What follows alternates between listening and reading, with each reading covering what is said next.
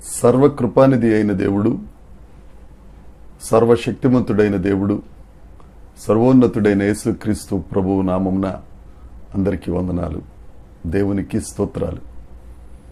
ఆ గొప్ప దేవుడు మనలందరినీ ప్రేమించి తన కృప చొప్పున మరొక నూతన దినమును మనకు అనుగ్రహించినందుకు సమస్త మహిమ, ఘనత, ప్రభావములు యేసుక్రీస్తు ప్రభువుకే చెందునుగాక. ఆ గొప్ప దేవుడు ఈ నూతన దినం కొరకు మనకు అనుగ్రహించిన దేవుని వాగ్దానము, కృపావార్త. యోబు గ్రంథము 5వ అధ్యాయము 21వ వచనం.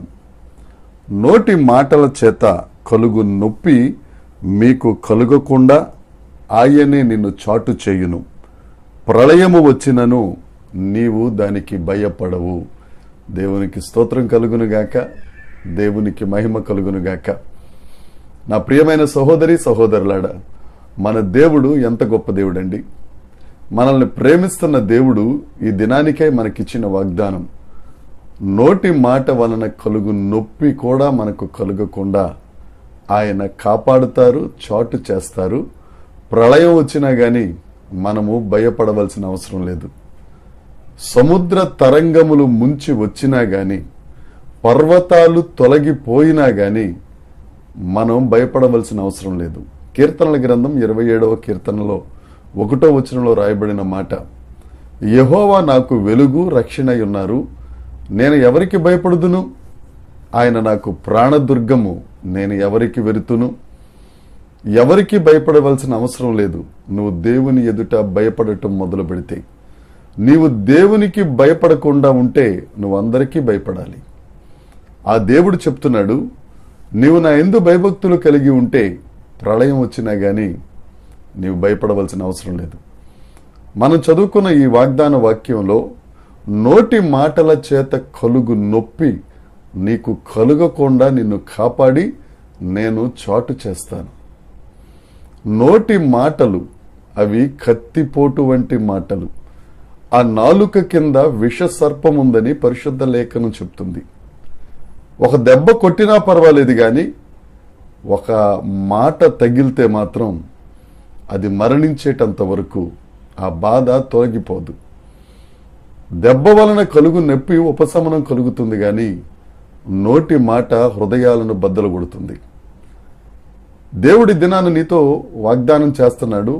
ఒకవేళ నువ్వు ఏ నోటి మాటల చేత నువ్వు ఇబ్బంది పడుతున్నావో, ఏ నోటి మాటల చేత నువ్వు గాయపడ్డావో, ఏ నోరు నిన్ను దూషిస్తుందో, నీవు మంచిగా ఉన్నా సరే నిన్ను నిందిస్తుందో, నిన్ను అవమానాల పాలు చేస్తుందో, ఆ నోటి మాటలు నీకు కలుగకుండా, నీకు నొప్పి కలుగకుండా నిన్ను కాపాడి ఆయన చాటు చేసే గొప్ప దేవుడు నీకు తోడుగా ఉన్నాడు. దేవునికి స్తోత్రం కలుగునుగాక.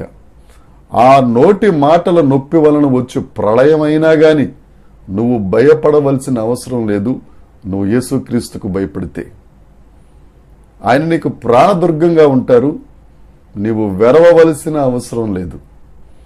ప్రతి నోరు నిన్ను దూషిస్తున్నా, నిన్ను అవమానిస్తున్నా, నువ్వు యేసుక్రీస్తు ప్రభువు చెంత ఆ సర్వశక్తిని నీడను నువ్వు విశ్రమించినట్లయితే తన రెక్కల చోట నిన్ను ఆయన కప్పుతాడు.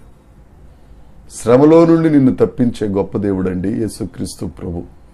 ఈ వాగ్దానాన్ని స్వతంత్రించుకో. దేవుడు నీతోనే సూటిగా మాట్లాడుతున్నాడు. నోటి మాటల చేత నీకు నొప్పి కలుగుతుందా?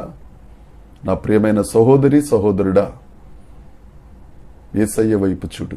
ఆయన చాటున ఉండడానికి నువ్వు ఇష్టపడినట్లయితే ఎలాంటి ప్రళయాలు నీ మీదకు వచ్చేసినా సృష్టిని శాసించగలిగిన సృష్టికర్త ఆ ప్రతి తుఫానును అణచివేసి, ఆ ప్రతి కెరటాల ధ్వనిని తొలగించి రక్షణ సునాదము నీకు వినిపించగలిగిన యేసుక్రీస్తు ప్రభు నీతో చెప్తున్నారు.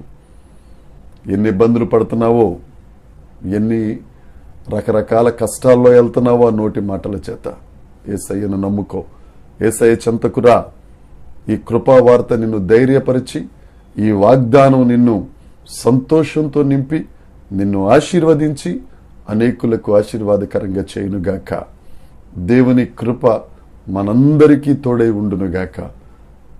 దేవుని నామమున మీ అందరికీ వందనాలు తెలియజేస్తూ ఈ ఆశీర్వాదమును స్వతంత్రించుకొనండి. యేసు నామమే మహిమపరచబడును గాక. ఆమేన్, ఆమేన్, ఆమేన్.